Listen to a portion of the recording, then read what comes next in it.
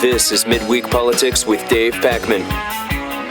Hey, welcome back to Midweek Politics. Joining us on the phone is Paul Cameron. He's a psychologist and sex researcher. He says it would be a bad idea to repeal Don't Ask, Don't Tell because a study indicates gay and lesbian soldiers are more likely to rape or sexually assault fellow soldiers. Mr. Cameron, please tell me about the study you did. Well, first we took official DOD, Department of Defense, statistics on sexual assault for 2007 and 2008. Right. 2009 still isn't out here yet. And then we derived our own estimate and then used the Williams Institute estimate of how many gays and lesbians are in the armed forces. Then it's just a matter of calculating the odds ratios, and it turns out that gays are 4 to 7 times more apt to be recorded as having sexually assaulted, raped a fellow serviceman than a serviceman was apt to rape a servicewoman. And how do you know who is IDing them as gay? Somebody who engages in homosexuality is a kind of a synonym for gay. That's the way the Centers for Disease Control does it in its surveillance report on HIV, and I think that's descriptive. That's about the best way to do it. So if I understand correctly, and correct me if I'm wrong because I don't want to misquote your study, you are assuming every same-sex incident of molestation was conducted by a gay individual. And hold on. Yeah. And at the same time, every opposite-sex molestation was conducted by a heterosexual individual. Is that accurate?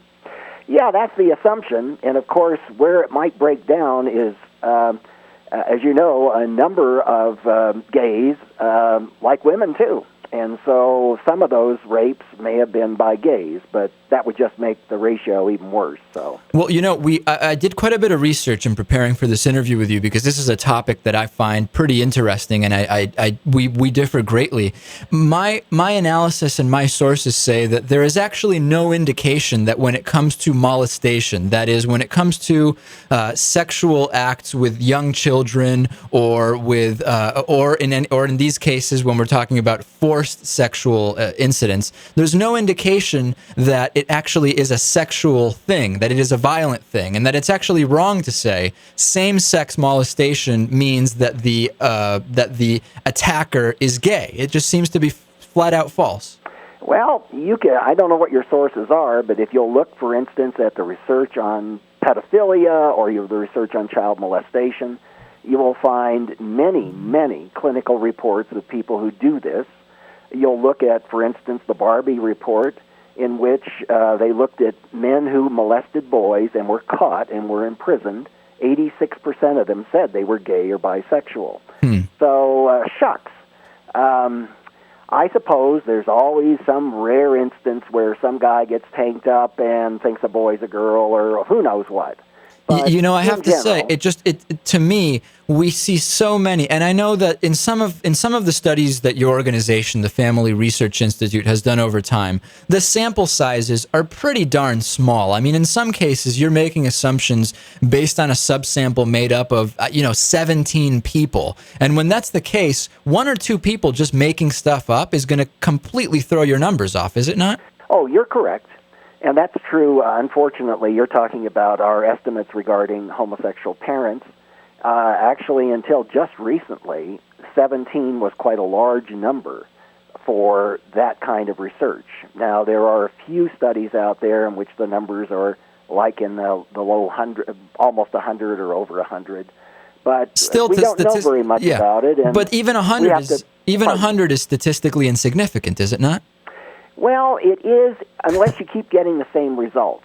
For instance, if you look at the past, when Kinsey did his research, I and everybody else criticized him. This isn't random. This isn't anything like representative. Well, his data is pretty well held up, not as to the numbers of people who engage in homosexuality. That was false.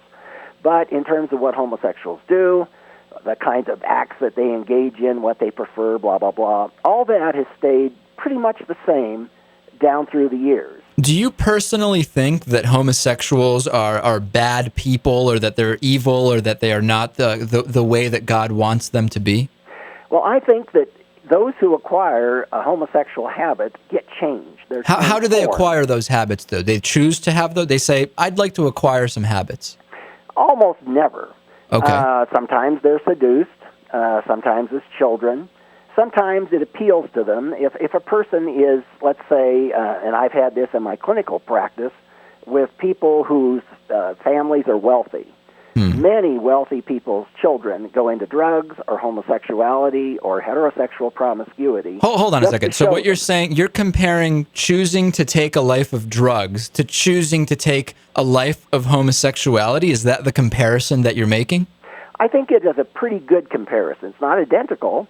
There are differences. One's sexual, one is, getting out of the real world. Well, But one if you look, an awful lot of people into homosexuality are into drugs and vice versa. For instance, right now, about 7-8% of gays registered as HIV positive got that way because, at least in part, they shot drugs. At least we know they shoot drugs. That's a very, very high proportion compared to people in general. Let me ask about this, your practice, as you mentioned. Why did the American Psychological Association drop you from their membership? And I know you say, and I'm expecting you to say, you actually resigned before they dropped you. That, to me, in my research, that's not clear. Either way, we can agree they really don't want to be associated with you in any way. Why would that be? Well, we can't agree on the last part, because they've invited me 3 times to rejoin. I think I don't know why. Maybe they want my money. Whatever. It's subject to dispute. And Which part? Interestingly, if you'll look, I think it's on our website, we had a thesis, a dissertation, that cited this as a fact. And we contacted the university, in this case Capella, and they said, oh, my goodness, now we looked at the facts, we retract it. You weren't dropped or expelled from the American Psychological Association. I don't know.